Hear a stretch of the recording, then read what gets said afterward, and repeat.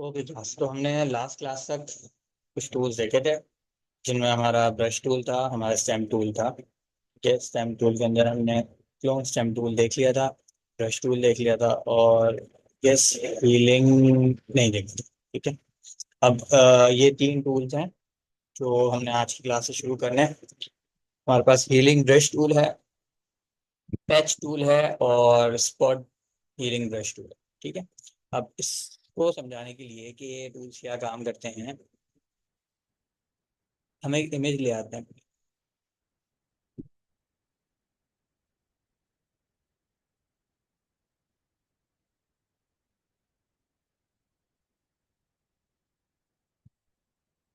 ठीक, सबको इमेज नजर आ रही है।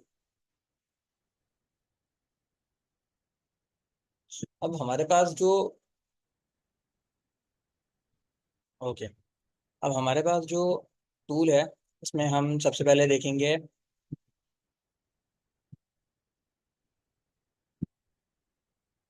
Patch tool. ये पैच टूल बाद में देखते हैं, पहले हम हीलिंग ब्रश टूल और बाकी टूल्स देख लेते हैं। ठीक। अब हीलिंग ब्रश टूल किस तरह काम करता है? हीलिंग ब्रश टूल काम करता है, अच्छा ये भी बैकग्राउंड लेयर पे काम नहीं करेगा।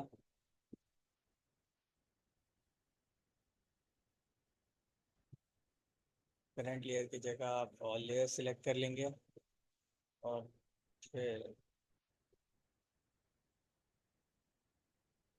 टारगेट सिलेक्ट करके टारगेट को प्रिंट कर देंगे अपने ऑब्जेक्ट पर। ठीक है।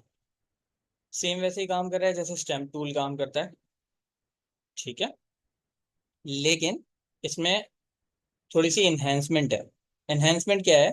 ये अपने हिसाब से कलर्स को एडजस्ट करता है।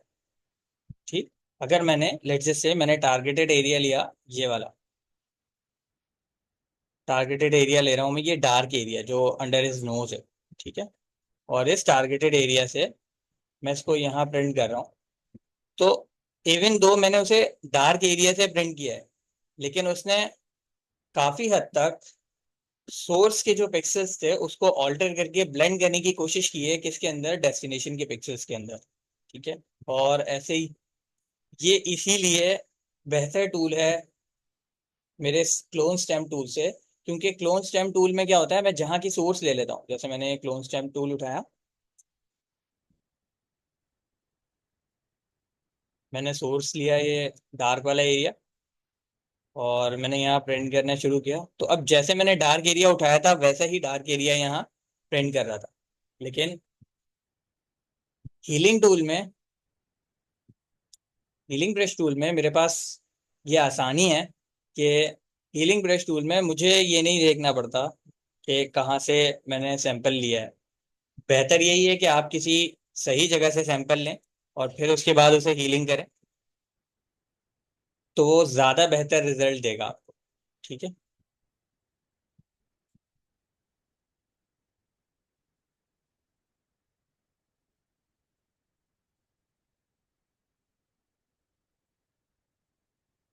सैंपल बार बार पिक करते रहें, एक ही सैंपल से पूरी इमेज को कवर करने की कोशिश ना कीजिएगा, क्योंकि एक पॉइंट ऐसा आएगा कि जहाँ पे आपका सैंपल एक्चुअली ये करता क्या है, ये आपके पिक्चर पे से ही कोई सैंपल उठाता है और फिर उसको पेस्ट करने की कोशिश करता है जहाँ पे भी आप डेस्टिनेशन पे उसे पेस्ट करने की कोशिश कर रहे होते हैं, और फिर उन पेस्टेड पिक्सेल्स को ब्लेंड करता है बाकी आपके डेस्टिनेशन के साथ। ठीक है। तो ये स्टेम टूल से बेहतर इसलिए है कि ये ब्लेंडिंग अपने हिसाब से पिक्सेल्स की खुद बेहतर करता है।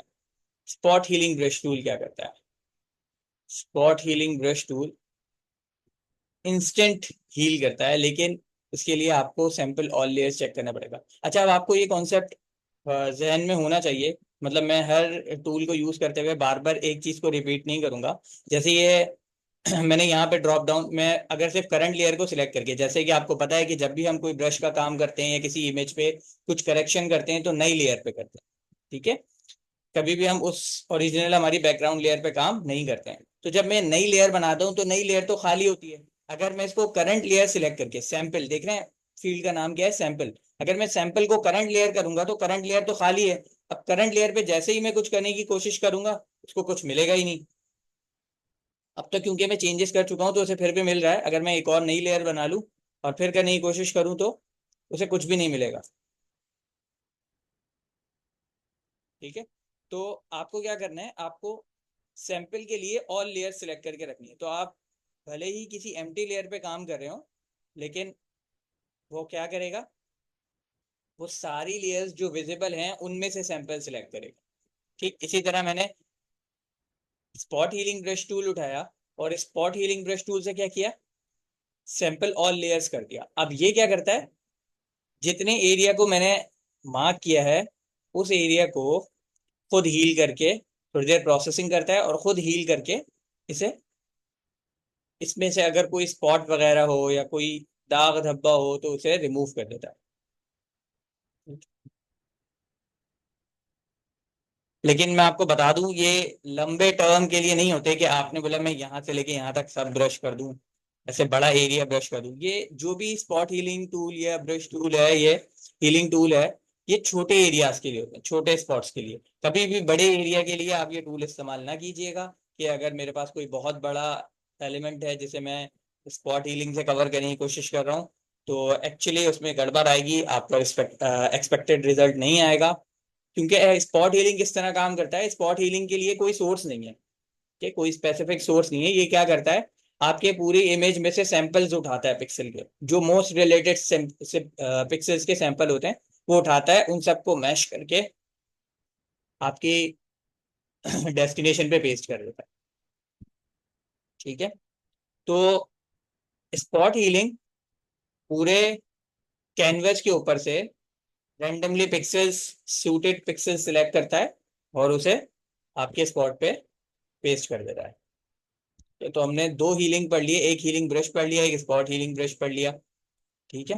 हीलिंग ब्रश क्या करता है, एक सोर्स लेता है, उस सोर्स से डेस्टिनेशन पे पेस्ट करता जाता है। ठीक है। स्पॉट हीलिंग क्या करता है, रैंडमली रैंडमली आपके कैनवस पे से डेटा कलेक्ट करके आप जहां पे हीलिंग करना चाह रहे हैं उस हीलिंग स्पॉट के ऊपर नए पिक्सल्स जाके पेस्ट कर देता है। ठीक है। दोनों में खासियत क्या है, दोनों में खासियत ये है कि पेस्ट करने के टाइम पे ये उन पिक्सेल्स को ब्लेंड करता है, एडजस्ट करता है, क्लोन स्टेम की तरह नहीं कि जो पिक्सल उठाया था एज इट इज वही लाके पेस्ट कर दिया। ठीक। दोनों टूल समझ आ गए, दोनों टूल्स का काम क्या है, हीलिंग ब्रश टूल और अगर स्पॉट हीलिंग ब्रश वर्क नहीं कर रहा, उसके सिलेक्ट कर रही हूँ लेकिन वो ब्लेंड नहीं कर रहा। ठीक है। ओके रिबा, आप मुझे इसकी वीडियो बना के दिखा दीजिएगा जो भी इशू आ रहा है। अलिशबा की पूरी स्क्रीन मूव हो रही, पूरी लेयर मूव हो रही है। अलिशबा, आपकी पूरी लेयर जो मूव हो रही है वो भी आपको मुझे दिखाना पड़ेगा एक्चुअली कि हो क्या रहा है। ठीक है। आप लोग आपके जो भी इश्यूज हुआ करें ना, आप उसकी वीडियो बना के ग्रुप में डाल दिया करें। जिसे भी पता होगा, मैं नहीं तो जिसे भी पता होगा वो उस चीज़ का आंसर आपको ग्रुप में दे देगा। ठीक। आप लोग न्यू लेयर से सिलेक्ट करके उस पर काम कर रहे हैं, उसी लेयर पे काम मत शुरू कर दीजिएगा। ठीक है? हमेशा न्यू लेयर लेनी है और फिर उस पर काम शुरू करना है। और न्यू लेयर लेने के बाद अगर वो काम नहीं करने दे रहा तो आपको क्या करना है, या तो आपको सैंपल वाला ड्रॉप डाउन देखना है जहां पे आपको ऑल लेयर्स का ऑप्शन मिलेगा। ठीक है।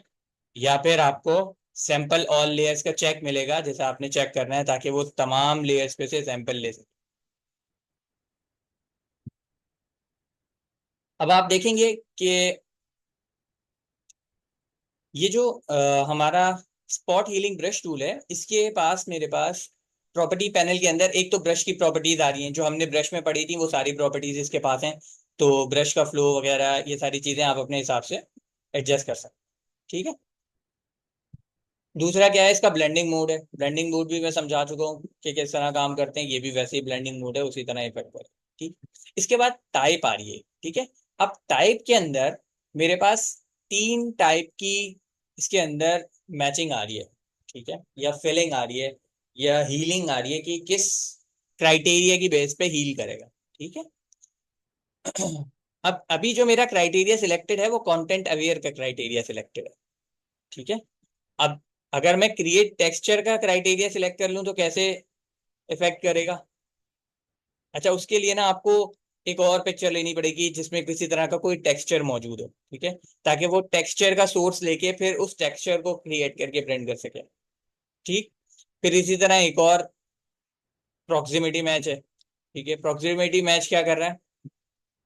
ये बेसिकली क्राइटेरिया है किसी भी हीलिंग टूल की प्रॉपर्टी को इम्प्लीमेंट करने के। ठीक है। कि हर वक्त आपके पास ऐसे कोई स्पॉट वाली इमेज तो नहीं आएगी ना, ऐसे प्लेन फेस वाली। हो सकता है कभी आपके पास कोई ऐसी इमेज आए जिसमें कोई टेक्सचर हो। ठीक है। और आपको टेक्सचर वाइज उसको टेक्सचर उठा के टेक्सचर पे कॉपी करना हो ताकि टेक्सचर से टेक्सचर मीट रह जाए, क्राइटेरिया मीट करे। तो उसके लिए आप क्रिएट टेक्सचर वाली यूज करेंगे, प्रॉक्सिमिटी मैच यूज करेंगे। ठीक है। इसके अलावा हमारे पास एक और टाइप है कंटेंट अवेयर। ठीक है। कंटेंट अवेयर हमारा एक टॉपिक है जो अभी हम आज की ही क्लास में कवर करेंगे आगे। तो अभी मैं इसको छोड़ रहा हूँ। बेसिकली आप ये समझ लें कि जो आपका फोटोशॉप है वो अपनी सोच समझ से इस चीज को फिल कर रहा है। कंटेंट अवेयर के लिए भी आप ये समझ लें कि फोटोशॉप अपनी सोच समझ से इस चीज को फिल करने की कोशिश कर रहा है।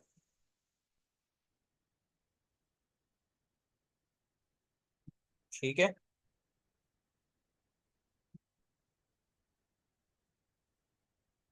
समझ आ गया?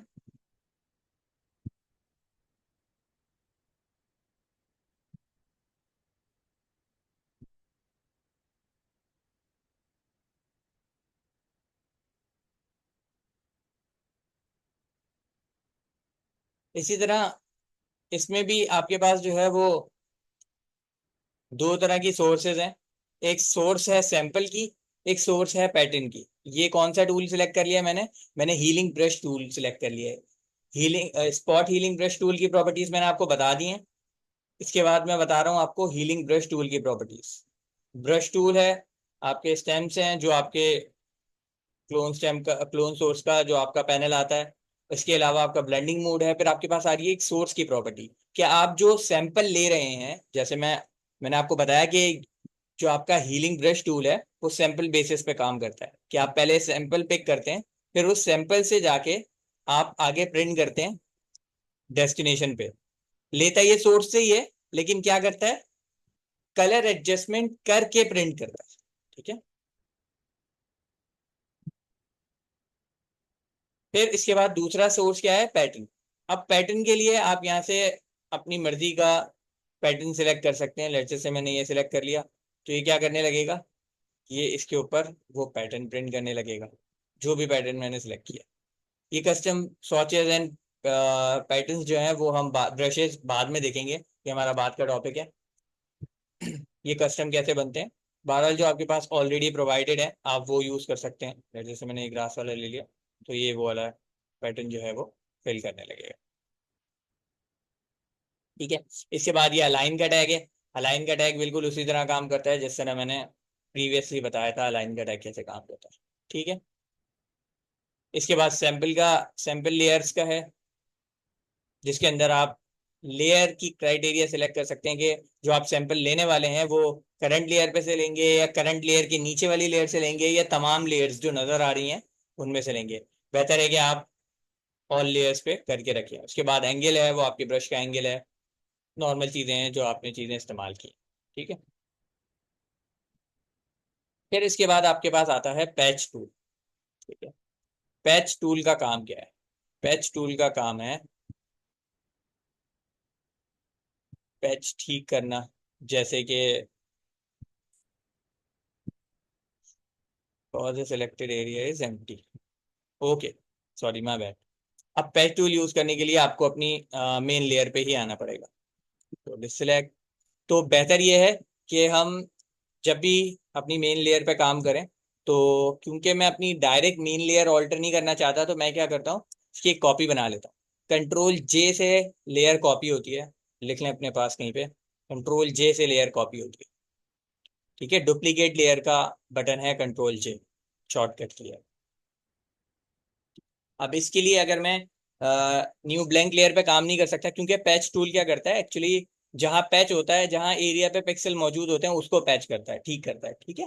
तो उसके लिए मेरे पास वो एरिया होना जरूरी है। मैं क्या करूंगा, अपने पैच के गिर्द जो है वो एक सराउंडिंग, एक सिलेक्शन बनाऊंगा और उसको मूव कर दूंगा किसी भी नियरेस्ट या टारगेटेड एरिया से, ठीक है।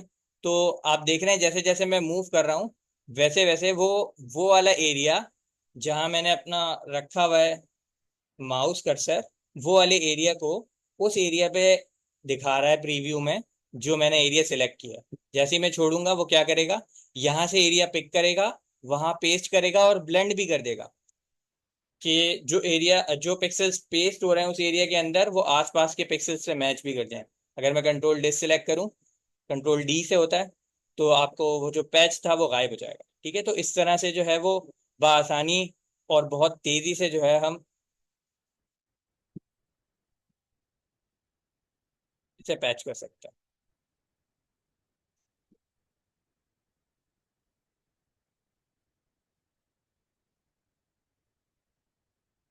ठीक है।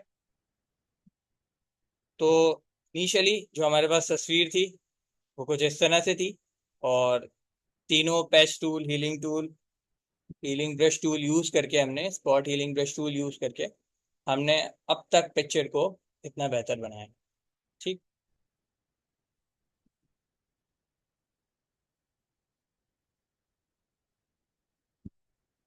फिर मेरे पास जो है वो, पहले मुझे अच्छा बताएं कि आपको यहाँ तक की बात समझ आ गई कि ये वाले तीन टूल क्या काम करते हैं।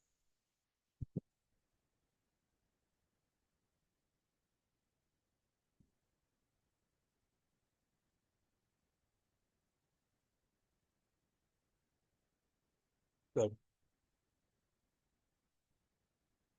जैन, अलिशबा, अरीबा, तानिया, कहाँ है आप लोग?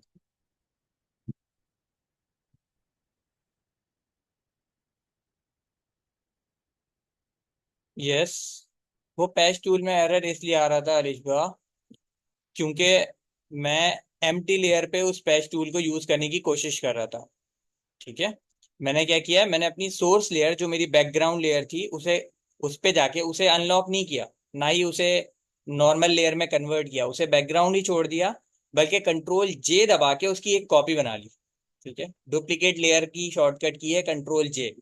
तो उसने क्या किया, मुझे एक नई लेयर बना के दे दी मेरी लेयर के ऊपर, और फिर मैंने उस लेयर के ऊपर, जिस जो के कॉपी थी मेरी बैकग्राउंड लेयर की, क्योंकि उस पे वो ओरिजिनल पिक्सेल्स मौजूद थे, तो उस पे पैच टूल यूज किया, जिसने उसकी मार्क्स को जो है वो ठीक कर दिया।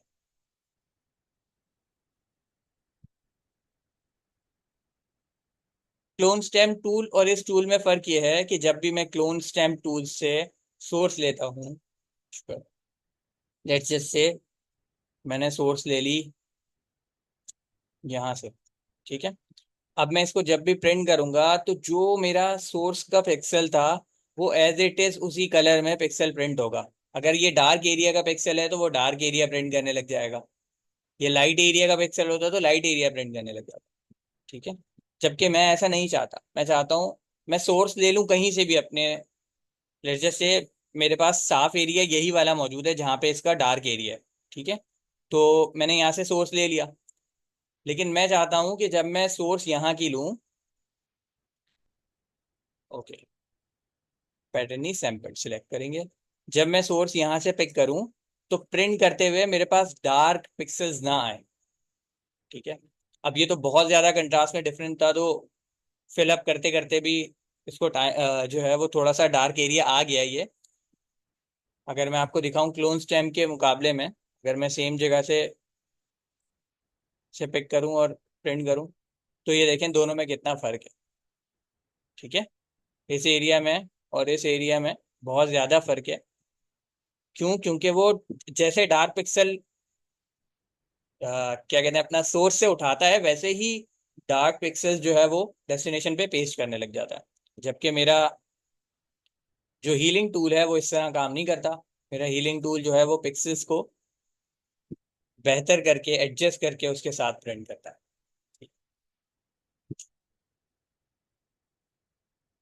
और किसी का कोई क्वेश्चन है से रिलेटेड?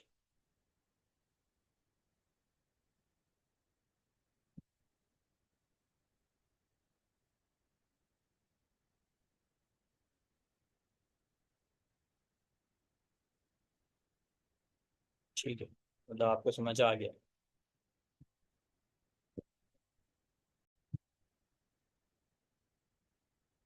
ओके।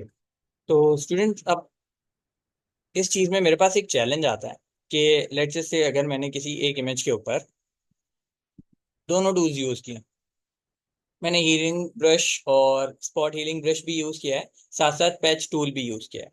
अब स्पॉट हीलिंग या हीलिंग ब्रश टूल किसी एम्प्टी लेयर पे यूज हो जाता है, तो मैं ऑब्वियसली एम्प्टी लेयर को प्रेफर करता हूँ और एम्प्टी लेयर पे अपने सारे टास्क परफॉर्म करता हूँ। ठीक।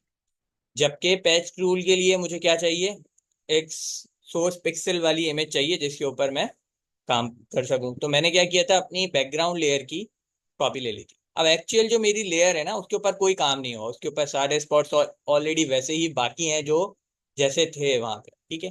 काम किस लेयर पे हुआ है, इस बैकग्राउंड लेयर पे और इस एम्प्टी लेयर पे। ठीक है।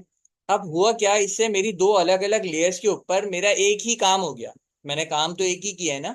मैंने इस ट्रांसपेरेंट लेयर के अंदर भी स्पॉट्स रिमूव किए हैं, और मैंने इस बैकग्राउंड कॉपी जिस लेयर को कह रहे हैं, जैसे हम इसको L1 कह देते हैं, जो भी इसका नाम हो गया। anyway, ठीक है।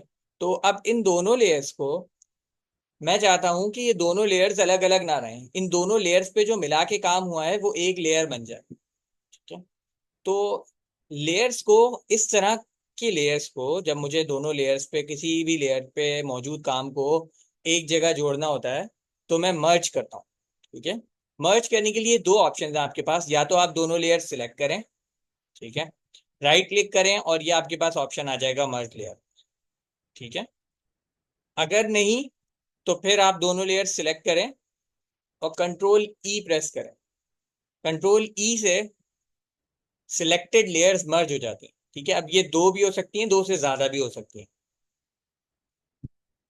ठीक है, समझ आ गया। कंट्रोल ई यूज होता है आपका लेयर्स को मर्ज करने के लिए। ठीक। तो नेक्स्ट हमारा आज का जो टॉपिक है वो है कंटेंट अवेयर। ठीक है, मैंने आपको बताया था ये जो आप कंटेंट अवेयर की बात कर रहे हैं, ये क्या चीज़ है। अब कंटेंट अवेयर के लिए पहले हम एक डॉक्यूमेंट खोल लेते हैं, मेरे ख्याल खुला हुआ है। ठीक है, तो ये डॉक्यूमेंट खुला हुआ है। अब अगर आप लोगों को याद हो, तो किसी भी एरिया को फिल करने के लिए हमने शॉर्टकट कीज पढ़े थे। ठीक है। अगर मुझे किसी एरिया के अंदर, लेट जैसे मुझे अपना बैकग्राउंड कलर चेंज कर लेने देने पहले। ठीक है। अब मेरा फोरग्राउंड कलर है ग्रीन और बैकग्राउंड कलर है रेड। ये तो इतना तो आपको पता ही होगा। इसे सामने वाले को फोरग्राउंड कहते हैं और पीछे वाले को बैकग्राउंड कलर कंसिडर करते हैं। ठीक है। अब अगर मुझे किसी एक्टिव एरिया के अंदर कलर फिल करना है, तो मैंने उसकी शॉर्टकट की बताई थी, किसी को याद है कि किस तरह हम कलर फिल करते हैं?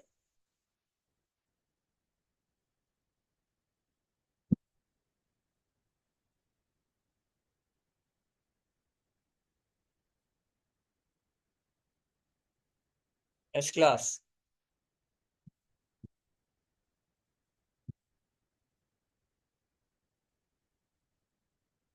Shift+5। अच्छा, लेट्स जस्ट प्रेस Shift+5। पहले एक्टिव लेयर पर आ जाते हैं, Shift+5। और Shift+5 करने से कुछ भी नहीं हो रहा। आपकी तसल्ली के लिए एक न्यू लेयर लेके भी Shift+5 कर लेते हैं, स्टिल कुछ नहीं हुआ। Shift+5 is not correct answer. सवाल मेरा ये है अक्सा, कि अगर मुझे किसी एक्टिव सिलेक्शन के अंदर या किसी एरिया के अंदर किसी कैनवस के ऊपर कलर फिल करना हो, फोरग्राउंड या बैकग्राउंड, तो उसकी कीज बताई थी मैंने, किसी को याद है कि कैसे फिल करते हैं?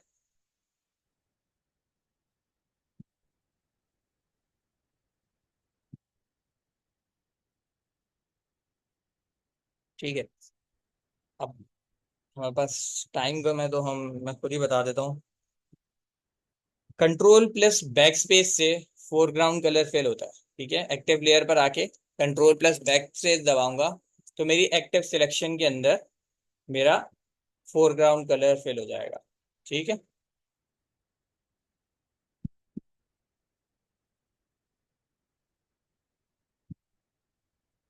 सेकेंड।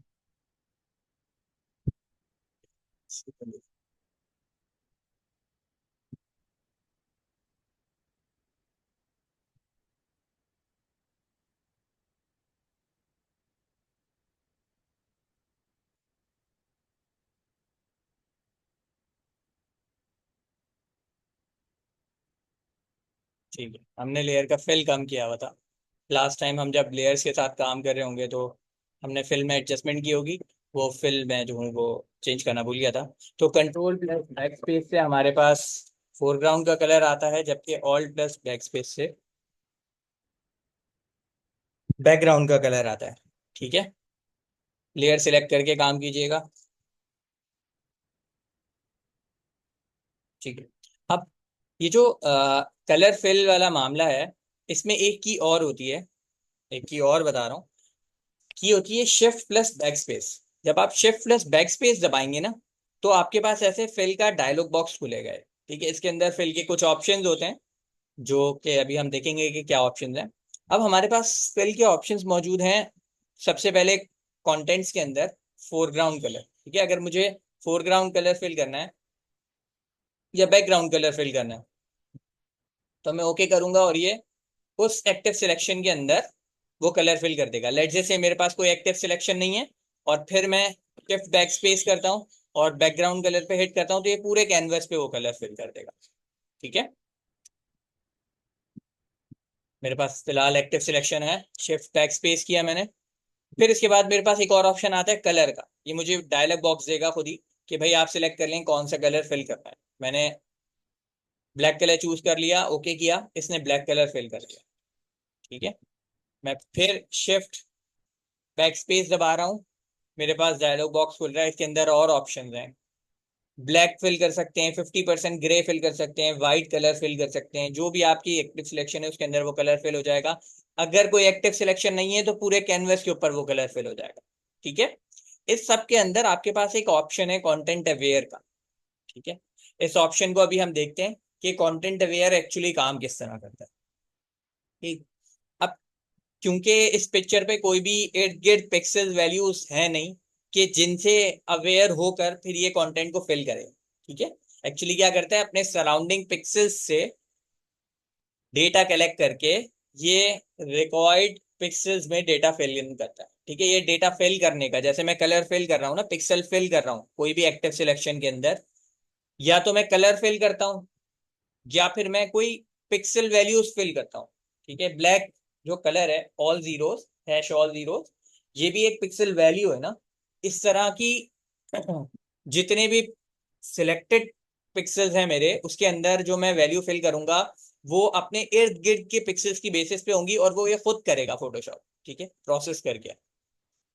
तो ये फीचर का नाम है कंटेंट अवेयर। अब इसको ब्लैक एंड व्हाइट पे देखने का कोई फायदा नहीं है या खाली कैनवस पे देखने का, क्योंकि इसके पास इर्द गिर्द कोई पिक्सल्स नहीं है इस वक्त जो है सिलेक्ट करने के लिए। ठीक है, तो इसे देखने के लिए हम चलते हैं एक नए कैनवस के ऊपर। ठीक है, ये फिल का बॉक्स बेसिकली मुझे आपको दिखाना था कि फिल का dialogue box shift backspace से आता है। तो हम अपने पास एक तस्वीर खोल लेते हैं।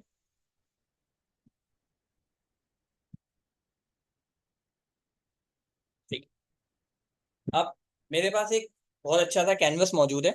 इस कैनवस पे मेरे पास जो है वो एक सब्जेक्ट खड़ा हुआ है और बाकी पहाड़ और स्नो है चारों तरफ। ठीक है, अब वैसे तो ये बहुत अच्छा कैनवस है, लेकिन मुझे थोड़ा सा इशू है।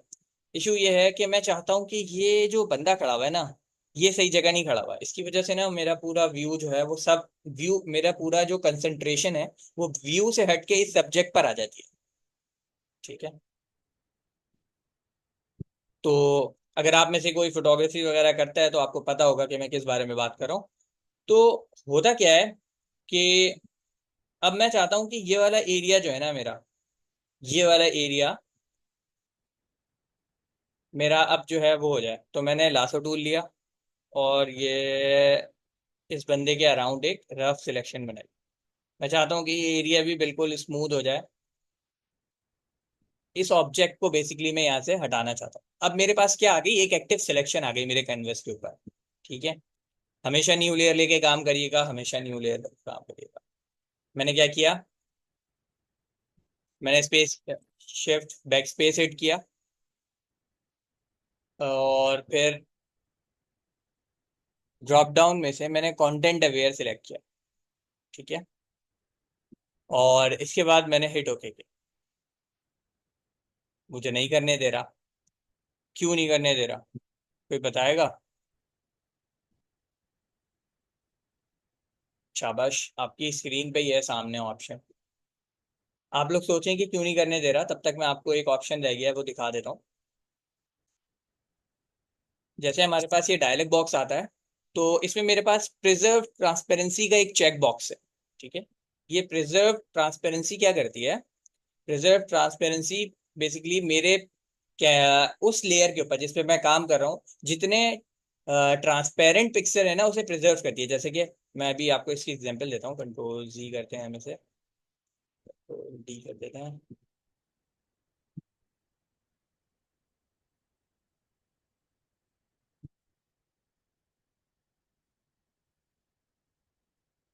मेरे पास एक ब्रश मौजूद है। ठीक है। इस ब्रश पे मैंने कलर ले लिया रेड, और मैंने ये कलर कर दिया। ठीक। अब इस लेयर पे मैंने जो है वो ये कलर फिल किया। ठीक। अब मैं क्या करूंगा, मैं शिफ्ट बैकस्पेस हिट किया, और मैं क्या करना चाह रहा हूँ, मैं इसका कलर चेंज करना चाह रहा हूँ। तो मैंने कलर सिलेक्ट किया, मैंने बोला इसका कलर ग्रीन येलो हो जाना चाहिए। ठीक है। कलर सिलेक्ट कर लिया मैंने। अब जब मैं इस पे हिट इंटर करूंगा, ये क्या करेगा, ये पूरी स्क्रीन के ऊपर क्या करेगा, इस कलर को प्रिंट कर देगा। जबकि मैं ऐसा नहीं चाहता। मैं चाहता हूँ जो मेरे ऑलरेडी कलर्ड पिक्सल्स हैं सिर्फ उनके अंदर जाए, ट्रांसपेरेंट पिक्सल्स को ना छेड़े ये। ठीक है। तो ट्रांसपेरेंट पिक्सल को प्रिजर्व रखने के लिए मैं क्या करता हूँ, प्रिजर्व ट्रांसपेरेंसी के चेक को हिट करता हूँ। ठीक। अब जब मैं इसको ओके करूंगा, तो ये सिर्फ मेरे कलर्ड पिक्सल्स के अंदर ही उस कलर को फिल करेगा। जितना भी मेरा ट्रांसपेरेंट एरिया था इस लेयर के ऊपर, इसने उसे चेंज नहीं किया। ठीक है। तो ये एक चेक बॉक्स था, मुझे नेक्स्ट वाली स्लाइड पे नजर आया तो मैंने आपको दिखा दिया। ठीक है। यस, क्या ऑप्शन दिया आपने? सर क्योंकि उसके रिलेटेड पिक्सेल्स नहीं है सर, बैकग्राउंड लेयर की कॉपी नहीं बनाई आपने, डुप्लीकेट लेयर। यस, बिल्कुल ऐसे ही है। एम्प्टी लेयर पे मैं इससे कह रहा हूँ कि इर्द गिर्द के पिक्सल की बेसिस पे मुझे क्या करके दे दो, ये वाला एरिया फिल करके दे दो। तो वो कैसे करेगा, उसे पता ही नहीं है। ठीक है।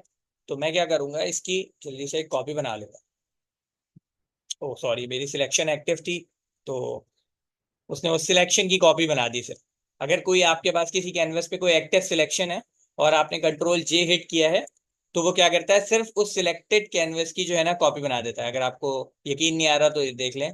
उसने जो है वो बैकग्राउंड लेयर बंद करने पे उसने उतने एरिया की सिर्फ कॉपी बना के दे दिया। ठीक है। जो कि मुझे नहीं चाहिए।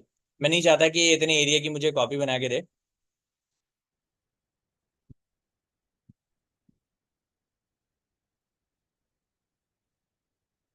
ये लेयर डिलीट की, कंट्रोल जे हिट किया, नई लेयर बन गई। इस नई लेयर के ऊपर मैंने एक सिलेक्शन बना ली। सिलेक्शन। अब मैं इससे बोल रहा हूँ, सॉरी, कि इसे कंटेंट अवेयर फिल कर दो। ओके। अब ये थोड़ी देर इसको प्रोसेस करेगा, और प्रोसेस करने के बाद बिंगो, मेरे कैनवस के अंदर से मेरा सब्जेक्ट गायब हो गया। ठीक है। सब्जेक्ट एक्चुअली मौजूद है मेरे ओरिजिनल पिक्चर पे। अगर मैं ये बैकग्राउंड लेयर वाली जिस पे मैंने काम किया है उस लेयर को बंद कर दूं, तो दिखेगा, आपको ये दिखेगा कि बैकग्राउंड वाली लेयर पे मेरे पास वो सब्जेक्ट मौजूद है। ठीक है। लेकिन नई लेयर के ऊपर वो सब्जेक्ट गायब हो गया। क्यों गायब हो गया? क्योंकि उसके उस सब्जेक्ट की प्लेस पे जो जितना एरिया सिलेक्टेड था, उस सिलेक्टेड एरिया के ऊपर उसने क्या किया है, उस सिलेक्टेड एरिया के ऊपर उसने वो चीज फिल कर दी है, वो एरिया फिल कर दिया है उस कलर से, जो कलर उसको रिक्वायर्ड था वहां पे। समझ आया कंटेंट अवेयर?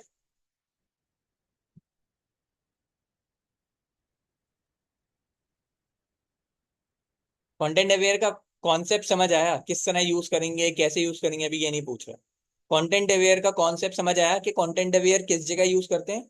जब मैं चाहता हूं कि मेरे पास कोई एक ऐसा एरिया मौजूद है, जैसे मैंने इर्द गिर्द के एरिया को प्रिजर्व रखते हुए मैंने उस एरिया को फिल इन करना है, इर्द गिर्द के एरिया के लिहाज से, आसपास के पिक्सेल्स के लिहाज से। ठीक है। यूजुअली मुझे सब्जेक्ट्स हटाने के लिए ही, या छोटे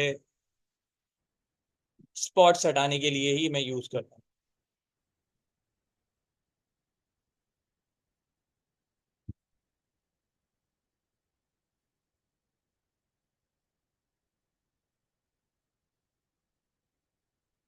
ठीक है।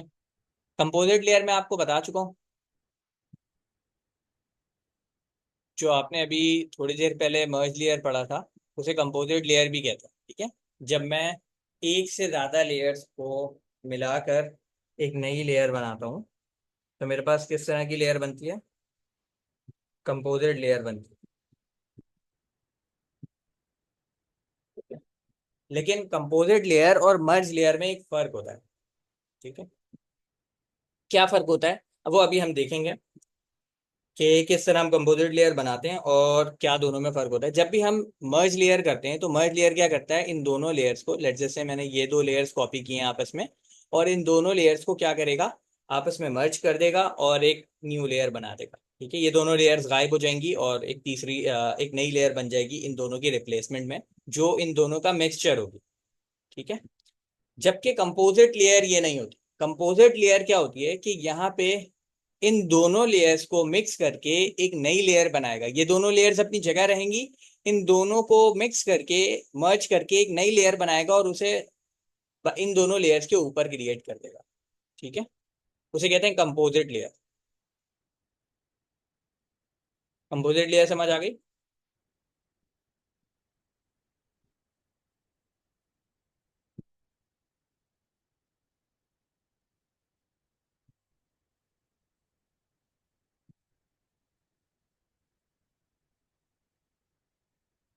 हाँ, बनाते कैसे हैं वो अभी बताया नहीं है मैंने। कंपोजिट लेयर होती क्या है वो बताया है। कंपोजिट लेयर और मर्ज लेयर में फर्क होता है। मर्ज लेयर का मतलब है कि मैंने जो दो लेयर्स सिलेक्ट की हुई हैं इन दोनों को मर्ज कर दो और इसी से तीसरी लेयर बना दो। ये दोनों खत्म हो जाएंगी और इन दोनों की रिप्लेसमेंट में इन दोनों का मर्ज हुआ हुआ एक तीसरी लेयर आ जाएगी। ठीक है। ये दोनों यहाँ से हट जाएंगी और जहाँ बैकग्राउंड कॉपी लिखा हुआ है इस जगह पे वो एक मर्ज लेयर आ जाएगी।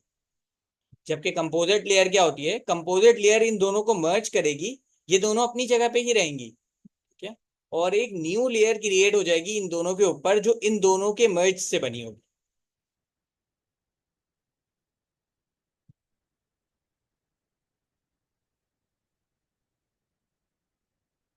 हाँ, इससे कोई फर्क नहीं पड़ता कि आपने क्या किया है किस लेयर पे। फोटोशॉप को तो नहीं पता ना कि आप क्या कर रहे हैं, ऑब्जेक्ट रिमूव कर रहे हैं या आपने लेयर पे कोई पेंट किया हुआ है कुछ। वो ये देखता है कि लेयर मौजूद है, लेयर पे जो भी काम होगा वो ऑब्वियसली वो उसको मर्ज करेगा एक दूसरे के साथ। ठीक है। एक के ऊपर एक दूसरा, और लेयर जो है वो जिस लेयर में ऑर्डर्ड होती है उसी लेयर में रेंडर होती है। आपको ये मैंने स्टार्टिंग की क्लास में बताया था। जो लेयर सबसे नीचे होगी, अगर उसके ऊपर कोई ओपेक ऑब्जेक्ट आ जाएगा तो वो पीछे वाली बैकग्राउंड लेयर को नहीं देख पाएंगे आप। ठीक है। तो जिस लेयर के ऊपर जो लेयर होती है वो उसे कवर करती जाती है। तो सबसे टॉप वाली लेयर अगर पीछे के कुछ कंटेंट को हाइड कर रही है तो वो उसी तरह हाइड करके ही मर्ज कर देगा।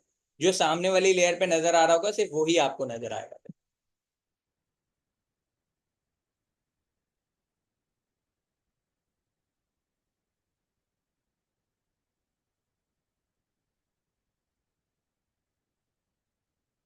ठीक है। अब मेरे पास एक और टूल है।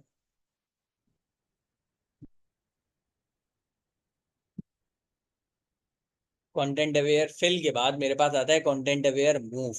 ठीक है। लेट्स से मैं अभी नहीं चाहता कि जो मैंने काम किया है वो इस पे रहे, तो इन्हें डिलीट कर देते हैं। ये ऑब्जेक्ट मेरा यहाँ पे मौजूद है, मैं इसकी एक कॉपी ले लेता हूँ और जिस पे मुझे काम करना है। ठीक है। तो फिर कंपोजिट लेयर ज़्यादा ठीक नहीं रहेगी।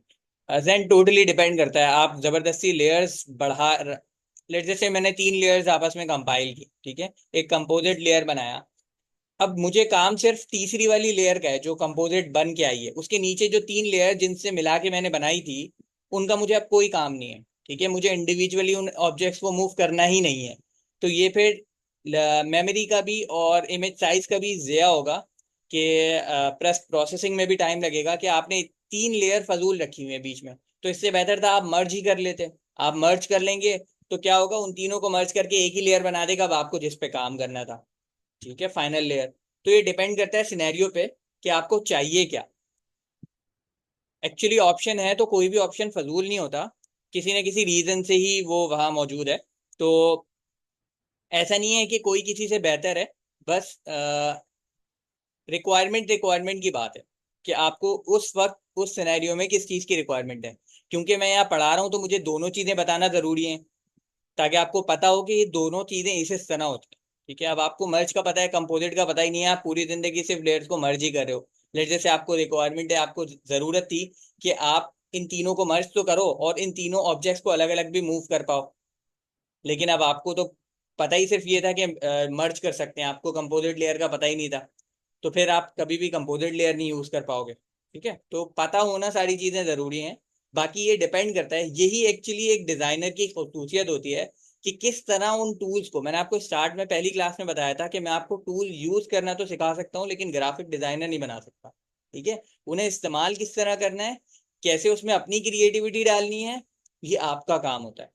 ठीक है, मैं ट्रेन कर सकता हूँ आपके ब्रेन को कि भाई इस तरह इस तरह इस तरह ये बेहतर यूज है, इस तरह यूज किया जा सकता है, ये यूज करने का तरीका है, ये वाला टूल के यूज करने के 4 तरीके हैं। अब जैसे सिलेक्शन है, अब आप सिलेक्शन 12 तरीके से कर सकते हो फोटोशॉप के अंदर। ठीक है, और 12 के 12 तरीके मौजूद हैं।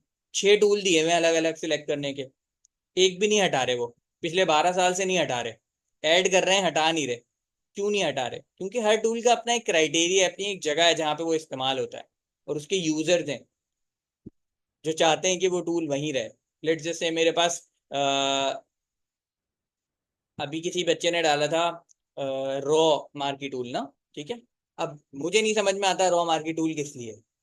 ठीक है, क्यों दिया? वैसे वो सिर्फ क्या करता है, एक सिंगल रॉ की सिलेक्शन बनाता है। लेकिन अगर सोचें आपके पास कोई कभी ऐसा सिनेरियो हो जिसमें आपको सिंगल पिक्सल रॉ की सिलेक्शन बनानी है और आप मैन्युअली हाथ से वो सिलेक्शन बनाने बैठे, बना पाएंगे? नहीं। जबकि वो टूल क्या करेगा, एक क्लिक में आपको पूरी रॉ की सिलेक्शन बना के दे देगा। आप उसमें जो कलर फिल करना चाहते हैं, जो चेंजिंग करना चाहते हैं करें और आगे बढ़ जाएं।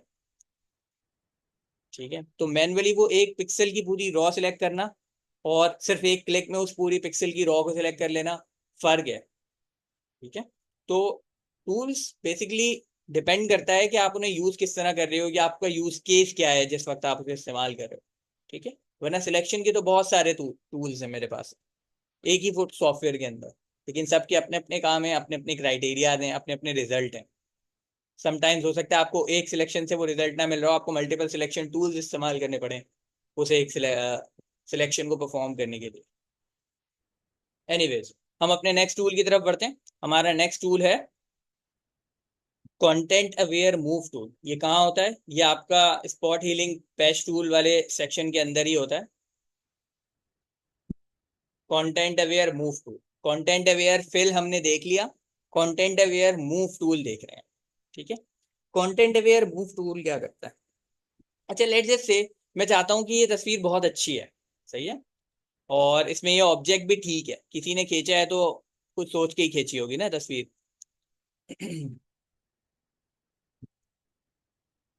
ठीक है, क्योंकि इसमें ये अकेला वाहिद ऑब्जेक्ट नहीं है, और भी अगर आप देखें जूम इन करने पे तो आपको और भी दूसरे लोग नजर आएंगे। ठीक, तो जब बाकी लोग हो सकते हैं तो ये क्यों नहीं हो सकता? इस ऑब्जेक्ट से हमें कोई पर्सनल मसला थोड़ी है। बस मैं ये चाहता हूँ कि ये जिस पोजीशन पे खड़ा हुआ है ना, इस पोजीशन की वजह से इसने पूरे कैनवस की जो सेंटर ऑफ अट्रैक्शन है ना वो अपनी तरफ कर दिया। ठीक है, क्योंकि ये पॉइंट, ये इसने वो पॉइंट लिया हुआ है पिक्चर के अंदर जहां से तमाम जो मेरी विजन है वो फ्लो करके जाता है। ठीक है, तो इन बिटवीन खड़ा हुआ है ये मेरे फ्लो के। मैं चाहता हूँ कि यहाँ से मूव करके, मैं इसे यहाँ से हटा के इसे यहाँ कहीं दूर खड़ा कर दूं, जैसे बाकी ऑब्जेक्ट खड़े में ये भी खड़ा रहेगा। ठीक है, लेकिन मेरा जो विजन है वो क्लियर हो जाएगा, मुझे साफ नजर आने लगेगा मेरा कैनवस। तो इस तरह के टास्क के लिए जिसके अंदर मेरे पास, मुझे अपने किसी ऑब्जेक्ट को मूव कराना होता है, ठीक है, आगे दूर ले जाना होता है, तो इस तरह के टास्क के लिए मैं यूज करता हूँ कंटेंट अवेयर मूव टूल। ठीक है, अब मैंने ये सिलेक्शन बना ली, क्या करना है मुझे इस सिलेक्शन का? मुझे इस सिलेक्शन को मूव कराना है। ठीक है, अब जब भी आप इस तरह का कोई काम करेंगे, ये बात अपने जहन में रखिएगा कि ऑब्जेक्ट्स जितने करीब आते जाते हैं बड़े होते जाते हैं, तो इसी तरह अगर कोई ऑब्जेक्ट आपसे दूर जा रहा है, आपके पॉइंट ऑफ फोकस से दूर जा रहा है, तो वो ऑब्जेक्ट छोटा होता जाएगा। ठीक है। तो जब आप इसको प्लेस करेंगे ना, तो आपके पास ऐसे करके ट्रांसफॉर्म का बॉक्स आएगा। ठीक है। आप इस ट्रांसफॉर्म के बॉक्स से इसे छोटा भी कर सकते हैं। जैसे मैंने इसको इतना छोटा कर दिया और यहाँ थोड़ा कर दिया। ठीक है। अब जब मैं इंटर हिट करूंगा तो ये क्या करेगा, ये सबसे पहले तो इसको वहां लेके जाएगा। ठीक है। और फिर उसके बाद जो एरिया इसने खाली छोड़ा था, ठीक है, जिस जिस एरिया से इसने वो ये वाला पिक्सेल्स उठाए हैं, उस एरिया को फिल भी किया। ठीक है। समझ आ रहा है? दो काम करता है कंटेंट अवेयर मूव टूल। एक आपके सिलेक्टेड पार्ट को उठा के एक जगह से दूसरी जगह प्रॉपरली पेस्ट करता है। अभी उसने प्रॉपरली किया नहीं है, उसको हम देखते हैं। ठीक है। दूसरा क्या किया उसने, जिस जगह से उसने वो पिक्सल कट आउट किए थे, उसने कंटेंट अवेयर फिल से उस एरिया को फिल भी किया। अब क्या रह गया, अब ये देखना रह गया है कि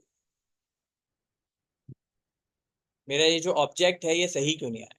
ठीक है। अब इसका सही आने का जो हिसाब किताब है, दारोमदार है, वो टोटली इस बात पर डिपेंड करता है कि कितने अच्छे आपको सिनेरियो मिल रहा है कॉपी करने के लिए।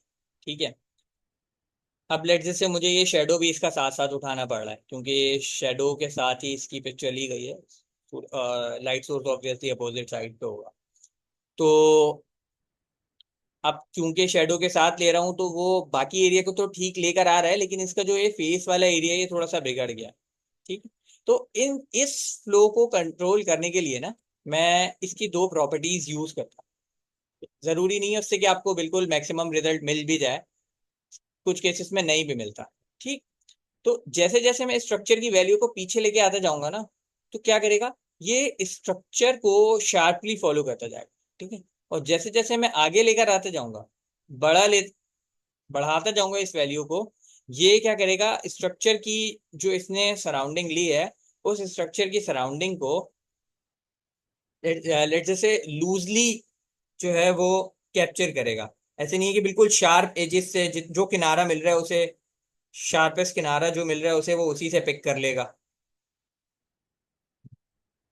ठीक है। इसके अलावा मेरे पास एक और प्रॉपर्टी पेन है, वो है कंट्रोल कलर का। ठीक है। कलर क्या करता है, बेसिकली कलर एडजस्टमेंट करता है आपकी, जो आप पार्ट उठा के लेकर आ रहे हैं और उसे फिल इन करेंगे, उसकी कलर एडजस्टमेंट करता है। लेकिन एक चीज ध्यान में रखिएगा कि आपका ये जो सिलेक्ट का एरिया है ना, ये एक्टिव रहना चाहिए पेस्ट करने के बाद। ऐसा नहीं कि आपने इसे पेस्ट करके यहाँ क्लिक कर दिया है और अब आप जो है वो चाह रहे हैं कि मैं इसकी वैल्यूज चेंज कर लूँ, तो इसकी वैल्यूज चेंज नहीं हो। ठीक है। जैसे कि आपको दिख रहा है कि ये इसके इर्द गिर्द जो है, ये थोड़ा सा ये वाइट वाइट सा एरिया नजर आ रहा होगा आपको। ठीक है। ये इसकी कलर की और दूसरी वैल्यूज हैं, जिसकी बेसिस पे ये इस तरह से ऑब्जेक्ट को कॉपी करता है और पेस्ट करता है। ठीक है। इसमें एक कसूर थोड़ा सा पिक्चर साइज का भी है इस वक्त, क्योंकि पिक्चर का साइज ये कोई बहुत अच्छा साइज नहीं मिला था मुझे। तो बहुत ज़्यादा हाई रेजोल्यूशन इमेज नहीं है ये, तो इस वजह से भी जो है वो थोड़ा सा इसे पिक्सल वैल्यू डिफरेंशिएट करने में इशू हो रहा होगा। लेकिन ओवरऑल जो है वो मुझे मेरा रिजल्ट मिल जाता है, अगर मैं चाहूँ किसी एक ऑब्जेक्ट को उठा के दूसरे ऑब्जेक्ट पे मूव कराने के लिए। ठीक है। तो कंटेंट अवेयर मूव टूल का काम क्या है, कि वो एक जगह से ऑब्जेक्ट को पिक करता है, ठीक है, और दूसरी जगह पे ऑब्जेक्ट को मूव कराता है। ठीक। अब अगर मैं दोबारा सिलेक्शन बना लेता हूँ।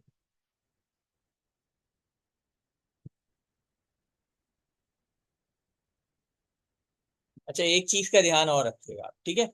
कभी भी आपकी सिलेक्शन बनाते हुए आपने ये गलती नहीं करनी है कि भाई मैं क्या करूं, मैं जो हूँ वो मैजिक वॉन्ड टूल लेता हूँ, मैजिक वॉन्ड टूल से इस पर क्लिक करता हूँ, और जो है ना अच्छी मेरी जो है ना शार्प सिलेक्शन बन गई है।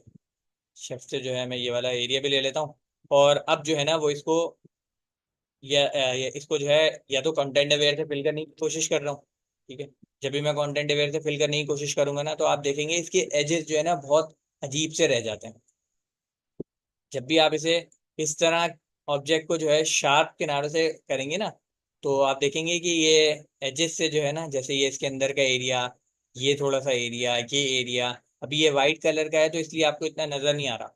अगर ये किसी और कलर्ड इमेज में होता तो आपको ये वाला हिस्से बहुत ज्यादा वाजे तौर पे नजर आने लगते, ये एजेस जो हैं वो नजर आने लगते। ठीक। तो कभी भी जो है ना वैसे शार्प सिलेक्शन नहीं लेनी है जब भी आप इसको जो है वो सिलेक्ट कर रहे हैं। बल्कि आपने क्या करना है, आपने हमेशा एक रफ सिलेक्शन लेनी है। लासो टूल ले लें। रफ सिलेक्शन का मतलब है कि आपने थोड़ा ऑब्जेक्ट के इर्द गिर्द के एरिया को भी अपनी सिलेक्शन के अंदर रखें। ठीक है। और फिर अपनी सिलेक्शन को जब आप सिलेक्ट कर लें, तो जब भी आप मूव टूल यूज कर रहे होंगे ना, कंटेंट अवेयर मूव टूल, ठीक है। अब मैंने, जरूरी नहीं है कि आप कंटेंट अवेयर मूव टूल से ही सिलेक्शन बनाएं, सिलेक्शन आप कहीं से भी बना सकते हैं। उसके बाद आप कंटेंट अवेयर मूव टूल लेकर आएंगे तो भी वो मूव करने देगा।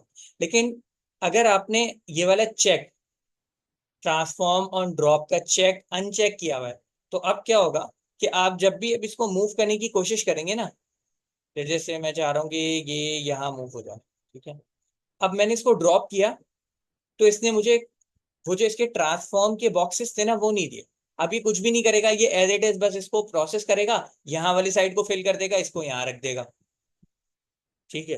लेकिन मैं तो चाहता था कि ये ऑब्जेक्ट, क्योंकि यहाँ से मेरे पॉइंट ऑफ फोकस से दूर मूव कर गया है, उसे छोटा करना है, तो वो ट्रांसफॉर्म वाले बॉक्स तो देगा ही तब जब मेरा ये बॉक्स चेक होगा। ठीक है। तो लाजमी तौर पे इसे मूव करने से पहले आप ये चेक कर लीजिएगा, अगर आपको ऑब्जेक्ट ट्रांसफॉर्म करना है तो ट्रांसफॉर्म ऑन ड्रॉप पे आपका चेक लगा हुआ होगा। ठीक है। फिर उसके बाद आप इसे यहाँ से उठा के मूव करें, तो आपको यह ड्रॉप बॉक्स दे देगा, आपको ट्रांसफॉर्म बॉक्स दे देगा। आप इससे अपने ऑब्जेक्ट को स्मॉल करें, जितना आपको छोटा करना है उस हिसाब से,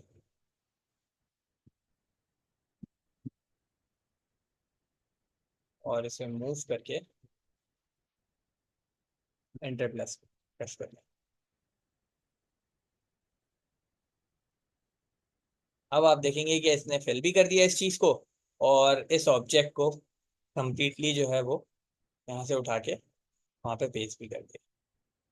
ठीक है। अब ये थोड़ा रियलिस्टिक भी लग रहा है, क्योंकि मैंने साइज वाइज इसे एडजस्ट किया कि जितना मुझे रोड का साइज दिख रहा है, मैं उसके प्रोपोर्शन में ही इसको छोटा करूँ। ठीक है।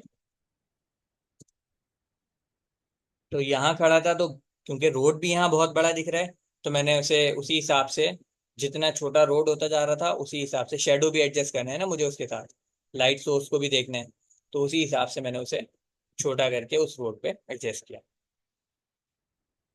ठीक है। कंटेंट अवेयर मूव समझ में आ गया।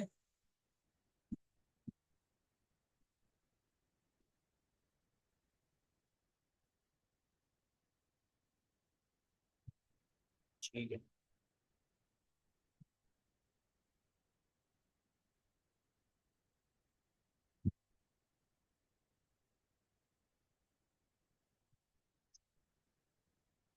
कोई क्वेश्चन है तो पूछ लें अभी।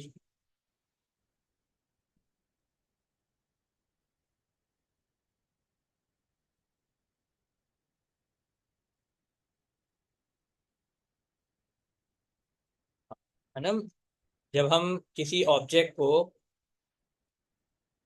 कंटेंट अवेयर मूव टूल की यूज से मूव करते हैं ना, लेट जैसे मैंने ये वाला एरिया ले लिया सिलेक्शन में, मैं इसको मूव कर रहा हूँ। ठीक है। तो मूव करने से पहले मुझे ये देखना होता है कि मेरी प्रॉपर्टी बार के अंदर एक चेक आता है। ठीक है। क्या चेक है वो? ट्रांसफॉर्म ऑन ड्रॉप का। ट्रांसफॉर्म ऑन ड्रॉप का चेक क्या करता है, जब आप ड्रॉप कर रहे होंगे तो आपको ट्रांसफॉर्म करने का पूछेगा आपसे कि भाई ट्रांसफॉर्म करना है। ट्रांसफॉर्म का मतलब होता है कि इसका साइज छोटा या बड़ा, या इसका एस्पेक्ट रेशियो कम, या हाइट कम, या विड्थ कम करनी है या ज्यादा करनी है, तो कर लें आप। ठीक है। तो जब ये चेक लगा हुआ होगा तो ड्रॉप करते हुए आपको ये एक ट्रांसफॉर्म बॉक्स देगा, जैसे इसके इर्द गिर्द बॉक्स आ रहा है ना। अगर मैं अभी ये वाला चेक हटा दूं, ठीक है, और फिर मैं इसको सेम टूल से मूव करूं, तो ये डायरेक्टली बस मूव कर देगा और यहाँ के हिस्से के हिसाब से आगे प्रिंट कर देगा। लेकिन जो है मुझसे पूछेगा नहीं कि इसको छोटा या बड़ा करना था या नहीं। ठीक है।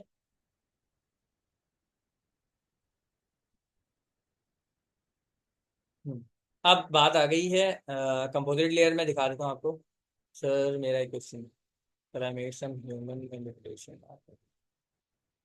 फोटोशॉप शेयर, या आप लोग अपने काम शेयर कर सकते हैं, उसमें कोई मसला नहीं है।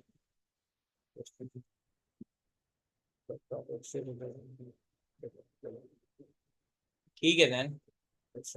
कलर जो आपने बताया वो समझ नहीं आया। तो स्ट्रक्चर, पता है स्ट्रक्चर क्या करता है? स्ट्रक्चर जो आपने ऑब्जेक्ट कैप्चर किया है ना, उसे, जैसे मैंने अभी बताया था कि मैं जो हूँ वो किससे सिलेक्ट कर लूँ, कौन, मैजिक वॉन्ड टूल से जाके शार्प लाइनिंग बना लूँ बिल्कुल उसके बिल्कुल उसके कॉर्नर के गेट से। ठीक है। तो जितनी स्ट्रक्चर की वैल्यू टाइट होगी ना, यानी छोटी होगी, वो क्या करेगा, उतना ही उसे जो है वो शार्प एजेस के साथ लेकर आएगा और डेटा मिस करेगा। ठीक है। क्योंकि वो आसपास के पिक्सल के साथ काउंट करता है। जितनी स्ट्रक्चर की वैल्यू बड़ी होगी वो ज्यादा लेवरेज देगा, लूजली अपनी जो सिलेक्शन है उसको रखेगा, और ज्यादा उसको जो है ना बेहतर स्ट्रक्चर वैल्यू देगा।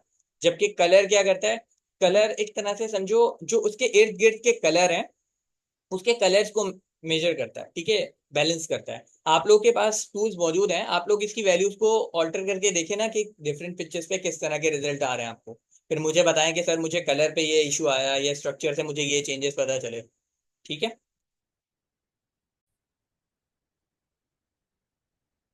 ठीक है। तो यहाँ तक हमारे जो हैं वो कंटेंट अवेयर पूरे हो गए। ठीक है। तो अब हम देखते हैं नेक्स्ट अपना टूल है जो कि इरेजर टूल है। ठीक। अब इरेजर टूल का क्या काम होता है? तो इतनी मुश्किल बात नहीं है, इरेजर टूल का काम होता है बेसिकली इरेज कर। ठीक है। अब हम इमेज खोल लेते हैं एक, ताकि हम ठीक से समझ पाए।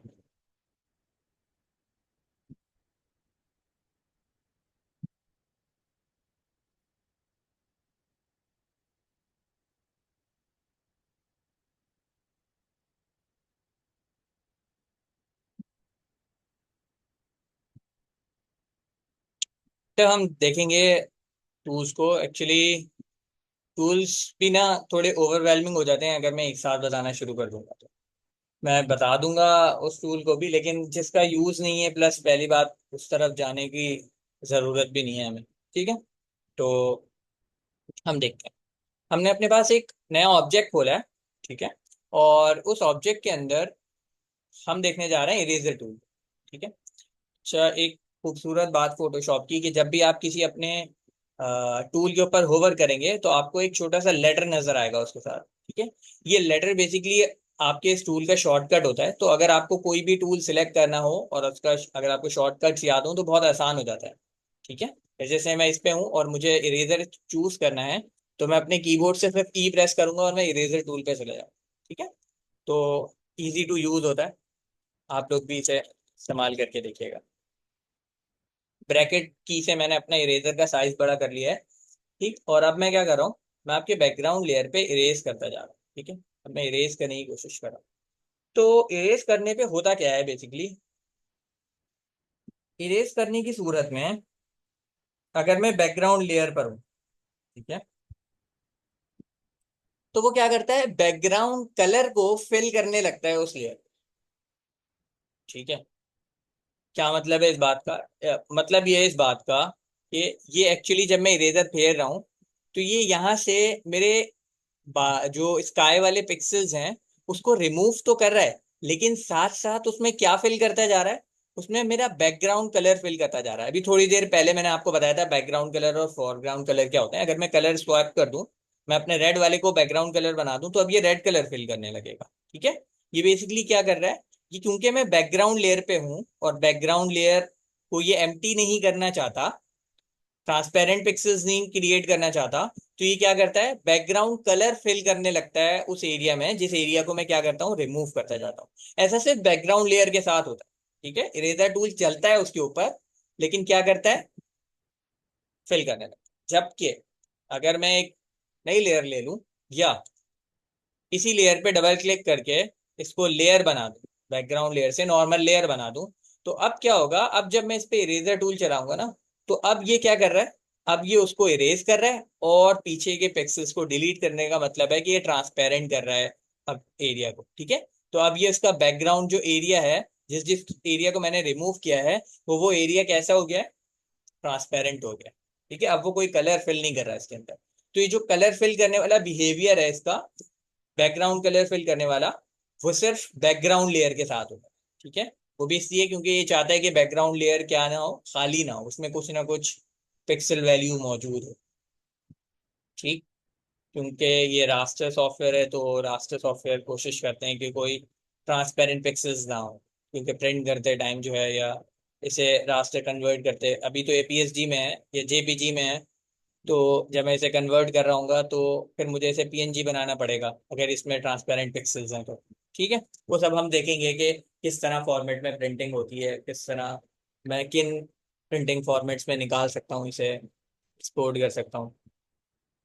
तो इरेजर टूल का बिहेवियर, इरेजर टूल का काम इतना ही है, इरेज करने का ही है, लेकिन किस तरह, अगर बैकग्राउंड लेयर है तो क्या करेगा, उसे रिमूव करके उसकी जगह क्या फिल करता जाएगा, बैकग्राउंड कलर। अब बैकग्राउंड पे आपके कोई भी कलर हो, वो उसी कलर को फिल करना शुरू कर दे, ठीक है। यहाँ से बैकग्राउंड और फोरग्राउंड कलर आपके डिसाइड होते हैं। इरेजर भी आपके ब्रश की तरह है, आप इसमें ब्रश चेंज कर सकते हैं। आप इसमें ब्रश के साथ साथ उसका फ्लो कंट्रोल कर सकते हैं, जो जो ओपेसिटी कंट्रोल कर सकते हैं, ब्रश का शेप, पेंसिल, ब्लॉक, जैसे भी आप चाहें वैसे कर सकते हैं, ठीक है।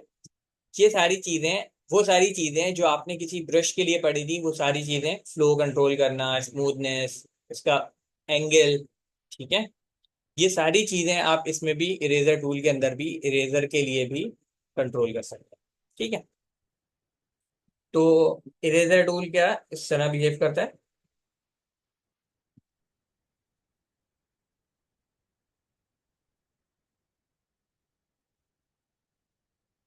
फिर मेरे पास इरेजर टूल के अंदर बैकग्राउंड इरेजर टूल आता है, ठीक है।